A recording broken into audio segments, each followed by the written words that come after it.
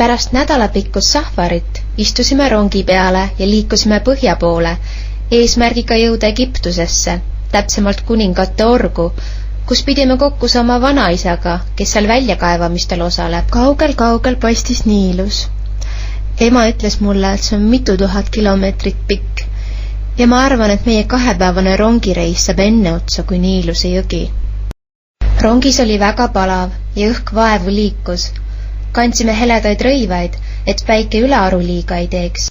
Emal ja minul olid seljas valged kleidid ja isa kandis valgeid pükse ja pikkade varrukatega õhukest särki.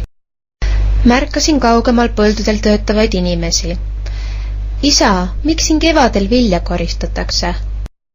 Sellepärast, Kärt, et juuli lõpul tõuseb vesi Niiluse jõel üle kallaste ja siis on kõik põllud vee all. Oi, aga see on hirmus, eks ole? Hoopiski mitte, Kärt. Inimesed on siin sellega 1000 aastaid harjunud ja arvestanud. Oktoobris, kui vesi taandub, jätab see põldudele viljakalt muda. Seejärel algab külviaeg ja märtsi keskpaigas hakatakse vilja koristama. Ja see on niimoodi igal aastal. Natukese aja pärast jäi rong seisma ja meile öeldi, et enne lõunat see edasi sõitma ei hakka. Kasutasime võimalust, et jalgu sirutada ja kõndisime väikesesse raudteäärsesse külla. Ühes suures oovis nägime pealt leivaküpsetust. Vaata, Kärt, niimoodi tehti leiba ka ammustel aegadel, siis kui leivaahjusid veel ei olnud. Üks naine jahvatas teri, ta pani need kivist alusele ja hõõrus rulliga jahuks. Isa, vaata, see kiviste asi on natuke põrsa kujuga. On tõepoolest. Jahu sõeluti läbi ja segati vee ja pärmiga juuretiseks.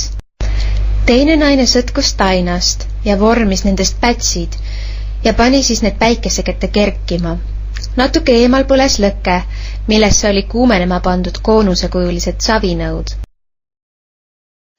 Kui nad olid piisavalt kuumad, asetati nõud otsapidi alusele, millel olid augud sees. Vormid täideti taignaga ja suleti pealt teise koonusega. Aeg-ajalt piiluti kaane alla, kuidas leib küpseb.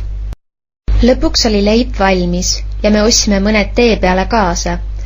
Need olid soojad ja lõhnasid vürtside, küüslaugu ja mee järele.